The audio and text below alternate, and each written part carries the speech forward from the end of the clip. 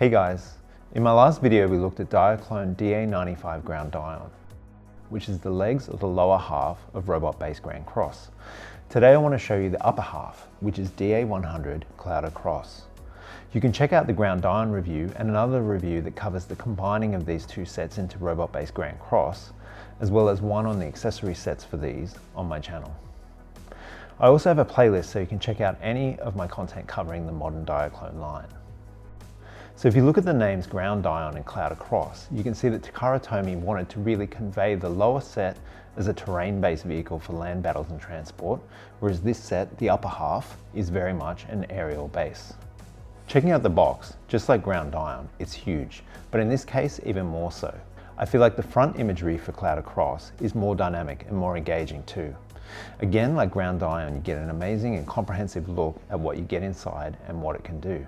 However, this time you also get to see robot-based Grand Cross in all its glory for the first time. Okay, so getting everything out of the box, let's take a look at exactly what you get inside. There's the main Clouded Cross ship itself, then you have the head unit, the two huge Freezon beam cannons, the Cloud Arc transport, the slightly smaller two-person Cloud Gunner, along with a pair of smaller cannons that clip onto it, as well as two smaller single pilot vehicles in the red Heli Scout and blue Skylancer. You also get 6 Dionaut seats, 4 with terminals attached to the front and 2 pilot seats. In terms of Dionauts, I think this is the largest count ever on a Diaclone set, at least from the modern reboot line, with 6, bringing the total count for the combined robot-based Grand Cross to 11. Just like Ground Dion, you get a mix of male and female styles and combinations of no helmet, full helmet and open face helmet in a light blue, purple, white, grey, orange and red. These are all two-toned against the blue midsection, and our Diaclone captain in white has a very thin orange highlight on her helmet to denote her status. We also have a set of 6 plastic joints and blocks designed for use with the combined robot base to lock his joints in place while posed. We'll look at these in a later video covering the combined robot-based mode. Then, like all Diaclone sets, we have the detailed instruction manual and the glossy guidebook. And lastly, a sheet of adhesive steel stickers to be placed around the toy, allowing the Dionaut figures, which all have tiny magnets in their feet, to be mounted in various poses. There's a little bit of assembly to get to the main configuration, which I won't bore you with, but essentially you're mounting on the head unit and cannons. And now we're here at the Sky Fortress mode, which is the primary configuration for Clouded Cross. Just like Ground Dion, this is significantly larger than anything else in the Diaclone range. And in fact, when you have it properly posed with these wing bits spread out, it is wider than Ground Dion is long. It's got a similar heft, although it's a little lighter at 2.3 kilos or 5 pounds. I feel like the plastic molding is slightly better here as well. Again, maybe my Ground Dion was just a bad egg. The paint application and detail is once again amazing, with a similar hero palette and plenty of metallic red and gold highlights as well as transparent sections. The whole thing sits on some sturdy little stands that can tuck away for full flight mode. There's plenty to do here, but the focus is all around the main bridge, so I'm going to dive right in. From the outside we get a great view in to see the captain and 2 pilots sitting up front, but if we spin the top turret unit to the side, bring the front window panel down, and then open the sides, we can lift the whole front roof up to expose the bridge. As a further step, you can actually lift the whole roof section out of the brackets. But please be very careful and take your time the first time you do this, as I've seen a few issues online where people have overly stressed or even managed to break the joints here. Unfortunately, you still have this front panel of the bridge window sticking out as it doesn't separate. Be careful also not to push this too far forwards without the rest of the window in place, as it definitely feels like it will snap. As someone who lets their kids play with these toys, I have to preempt anything they might do and forewarn them. Okay, now we're completely open, you can see the 7 stations for the Dionaut crew. This is a larger and more spacious area than the command shuttle on Ground Dion, and there's a really nice level of detail on the front control panel, as well as the maps and charts along the back and side walls. As expected, you can mount the seats in any configuration, and of course swap them out with other parts of the Diaclone universe. The handrails also come out to make more space, but the captain's chair is locked in place, and that's because it's our first fun gimmick. So here we see the chair positioned to look through this orange targeting lens, but if we turn the dial hidden at the very front here to the right, the screen lowers and the chair simultaneously raises up, presumably to give the captain a better view of the action from her vantage point in the sky.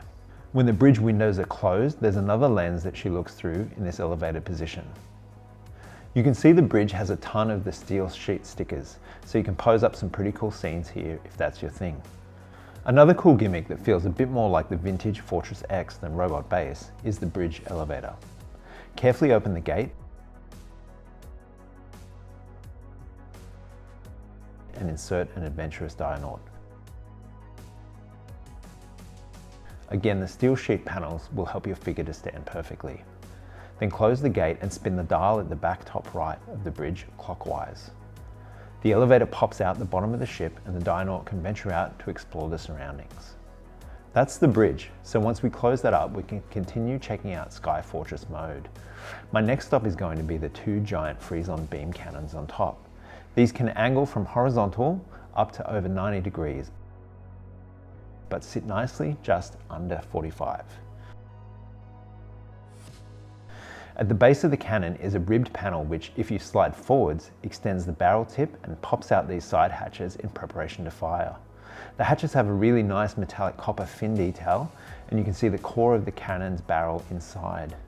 But I think the coolest bit is that when the barrel tip extends, it exposes a light pipe in the top, and if you look down the barrel as you open it, you see it suddenly light up as though it's firing, but without the need for LEDs and batteries. Back in the middle of the ship we have the gunner bridge, where two gunners can sit and provide additional artillery fire, rotating from side to side. Both the upper and lower cannons rotate independently.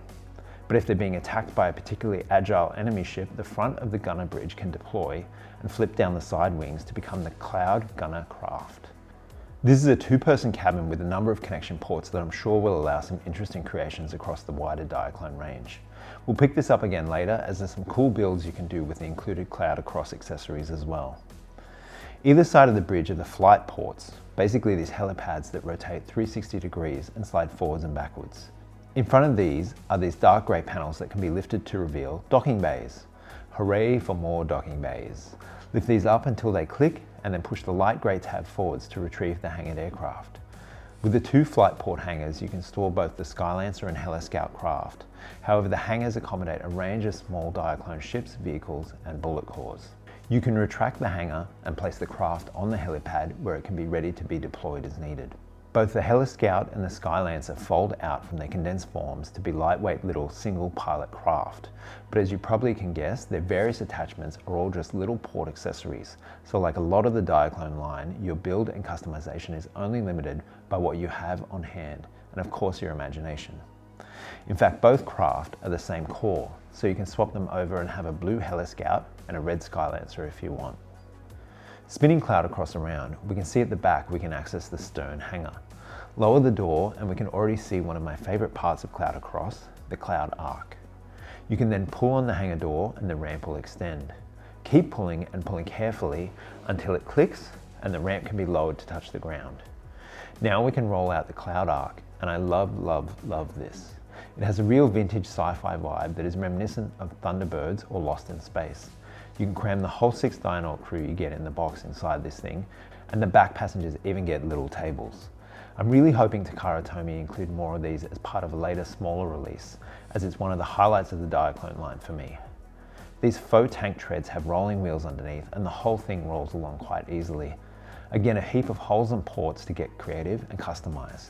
One such example is the Arc Gunner, which simply takes the Cloud Gunner and attaches it to the back of the Cloud Arc.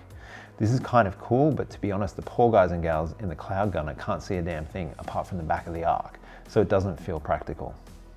I also prefer moving the gunner's cannons to the front sides of the Arc when in this configuration.